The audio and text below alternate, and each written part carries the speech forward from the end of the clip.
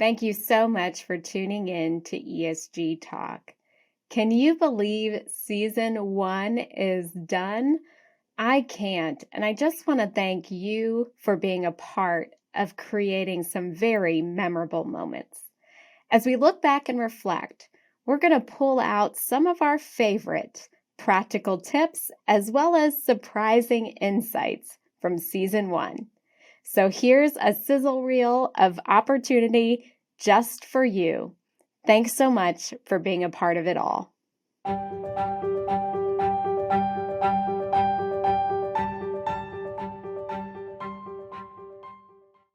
Three biggest pieces of advice are: be focused. This is not a time to try to be all things to all people. Know who your customers are, know what their drivers of consideration are, and stay true to that. 2, be aligned on your purpose and know why you exist and what you're here to do in the world. And number 3, balance people, planet, and profits. It's not an either or, it's an and you have to think about all 3 in connection to one another. So we designed this new sustainability strategy last year, and it is tied to the new company strategy, vision, and mission. So everything is interconnected. It is not a separated program. It's part of our DNA. It's part of how we lived in the company. What is success in your mind? What's the time frame? Is it one operating cycle? Is it 1 year? Is it 3 years? Try to think of what your superpower is and how to translate that into ESG initiatives. Think about your position within the industry and how you can, so to speak, punch above your weight because of that. And create a storyline that you want your company to tell, both internally and externally. And that storyline is going to be around actions that create the most impact and create the most change. But at the same time, because it's about your industry and how you operate and what you do, is going to be authentic.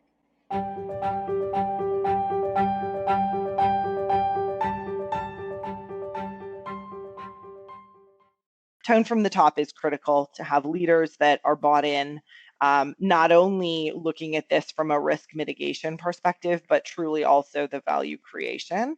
So the tone from the top becomes critical while still also understanding and ensuring that the foundations are there and the real groundwork is being done. The trend of what we're seeing now is, people are going from head to global head to now C-suite sustainability professionals, CSOs, at investment firms. And with that, it just shows you how much a firm obviously is now really integrating ESG and sustainability within their organization. It's very important that they have someone very senior that can handle this, if things do go wrong, but also, again, to just really push it through into the rest, like the wider of their business strategy. Nowadays, there is a direct ladder into the C-suite for ESG professionals. That wasn't there 10 years ago. And this is incredible because all of a sudden, people with sustainability in their title, ESG in their title, are getting positions like Chief Sustainability Officer, reporting directly to the CEO. This brings in a whole new series of skills. It's not just leading through influence anymore. It's about understanding risks and opportunities and integrating those into business plans, presenting those not only to the C-suite, but to the board, and getting approval for those to move forward. Boards, especially in the for-profit space, but also nonprofit, have an exceptionally important responsibility that they don't always assume, which is to make sure that the CEO and the executive or management team are made up of leaders that are not just good at what the business is about, but have that emotional intelligence.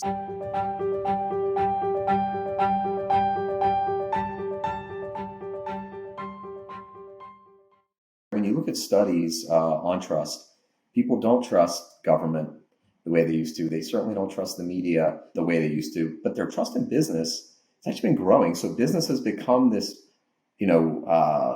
sort of bellwether for trust that people are turning to. Not only regulators, but investors, employees, customers, ratings agencies, They are looking for ESG data from companies and they want to know whether they can trust it. What's so interesting, and again, not that this is about the hot debate that is happening right now about, hey, where do ESG disclosures belong? But boy, you would think that if you had this demand for information from investors or others, that the existing mechanisms that are used to communicate that information to a broader audience really ought to come together in a way that is going to be consistent and comparable, have some type of oversight. Transparency is so important to consumers, to workers, to suppliers, to investors, that we see more organizations needing to lean in, even if the data isn't telling a good story, Mandy, even if you're not there in terms of female representation in your executive ranks, or even if you're not there in terms of, creating economic opportunities from people from kind of different backgrounds. By just disclosing this and baselining it, it earns you a huge trust dividend with your stakeholders. And then you can talk about what are the actions we can actually take to get there.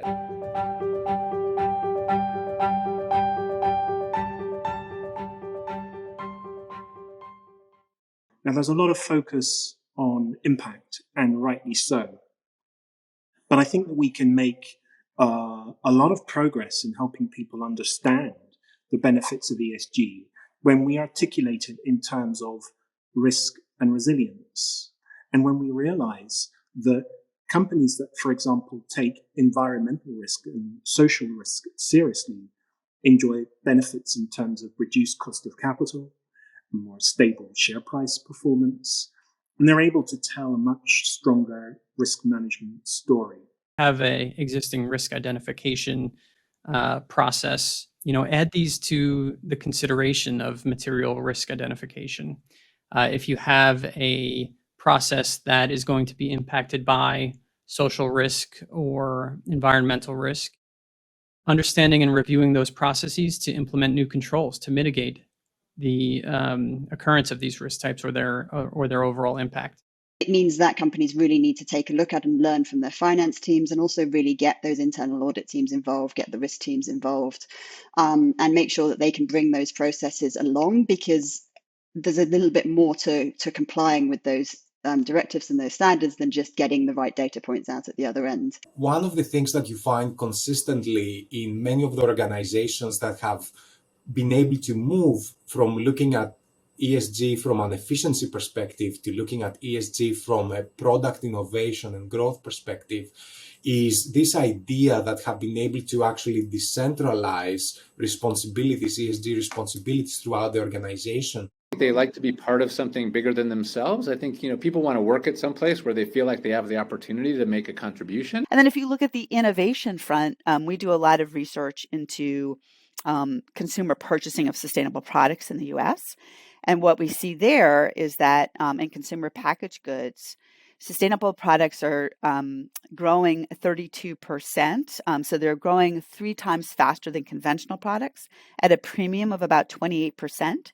And 1 out of every 2 new products introduced in CPG last year had sustainability attributes. So clearly there's a financial benefit for companies from the innovation perspective as well. We've got to try and upgrade the way we think of system-wide climate change and sustainability management. And that's why I think it's exciting to see major players stepping up and providing solutions to help accelerate, what is, as I said, a third industrial revolution, and maybe the most interesting and exciting and fastest one we've ever been through.